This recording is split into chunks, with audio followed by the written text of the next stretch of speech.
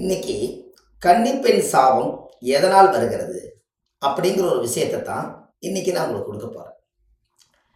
அப்போ இந்த கன்னிப்பெண்ணுடைய சாபம் அப்படின்னு நம்ம உள்ள வந்துருச்சு. அப்போ இந்த கன்னிப்பெண்ணோட சாபம் எப்படியெல்லாம் நம்ம குடும்பத்துக்குள்ள இது உள்ள வருது அப்படிங்கிறது தெரியும். முதல்ல ஒரு பெண்ணோட சாபம் ஒரு குடும்பத்துல இருந்தாலே அந்த வீட்டில் காசு தங்காது. ஏன்? பெண்ணு தான் மகாலட்சுமின்னு நீங்க சொல்றீங்க. அதுவே ஒரு சாபப்பட்ட தோஷமான குடும்பமா இருந்தா அந்த வீட்டில் மகாலட்சுமி எப்படி தங்கும்? அப்போ ஒரு பெண்ணோட சாபம் இருந்தாலே அந்த குடும்பத்துல காசு தங்காது. அப்போ முன்னோர்கள் அந்த காலத்துல அதனாலதான் காலையில 6 மணிக்கு சாயந்தரம் 6 மணிக்கு கதவை ஓப்பன் பண்ணி வைங்க. அது திறந்து வச்சீங்கன்னா மகாலட்சுமி வீட்டுக்குள்ள வரும், எல்லா வீட்டுக்குள்ளேயும் திறக்காத வீட்டுக்குள்ள போகாதுன்னு சொல்லுவாங்க. அப்ப அந்த காலத்துல மகாலட்சுமியும் ஒண்ணுதான், வீட்டுல வாழக்கூடிய மனைவியும் ஒண்ணுதான். அப்படி இருக்கும் காலகட்டங்கள்ல ஒரு கன்னி பெண்ணுடைய சாபம் ஒரு குடும்பத்துக்குள்ள எப்படி உருவாகுதுன்னா, இந்த உலகத்துல நாசூக்கா ஒரு பெண்ணை, கல்யாணமாகாத ஒரு பெண்ணை நாம் வாழ்க்கை கொடுக்குறேன்னு சொல்லி அவங்களோட பழகி அவங்களோட பேசி அவங்க மனசுல இருந்து சில ஆசாபாசைகள் சந்தோஷங்கள் எல்லாத்தையும் நம்ம எடுத்துக்கிட்டு கடைசியில் அவங்கள கல்யாணம் பண்ணாம நாம் அனாதையா விட்டுட்டோம்னா அந்த பெண்ணு என்ன நினைக்கும்?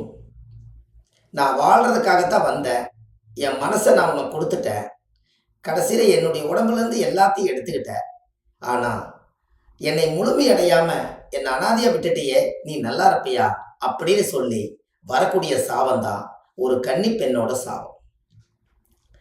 அப்ப இந்த கன்னி பெண்ணோட சாபம் அவங்க வாழ்றாங்க வாழல, ஆனா உங்களை நினைச்சு அவங்களுக்குள்ள மனசுக்குள்ள இப்படி என்னை ஏமாத்திட்டாரே, எப்படியெல்லாம் என்னை ஆசை காட்டினாரு, எப்படியெல்லாம் எனக்கு பாசத்தை கொடுத்தாரு, உலகமே நீதான் நான் நினைச்சேன், ஆனா இன்னைக்கு ஏதோ ஒரு திசை மாறி போய் என்ன அனாதை ஆக்கிட்டியே, உன்னோட வாழ்க்கையில நீ வேக்காடமா போய் இன்னொரு வாழ்க்கை வாழணும்னு நினைச்சினா என்னோட சாபங்கள் எல்லாம் விடுமா அப்படின்னு சொல்லி அந்த கன்னி பெண்ணோட சாபம் நமக்கு பின்னால துரத்திக்கிட்டே இருக்கும். அதனாலதான் நீங்க கல்யாணமே பண்ணி போனாலும் கூட நம்ம நினைச்ச மாதிரி மனைவி அமையல அப்படின்னு ஒரு கான்செப்டை நீங்க உருவாக்குவீங்க. அங்க தப்பு நடக்கல, நீங்க ஏற்கனவே இங்க ஒரு தப்பை பண்ணிட்டு அங்க போனீங்கன்னா அங்க வாழ்க்கையில இந்த கர்மா அங்க போய் செயல்படும்.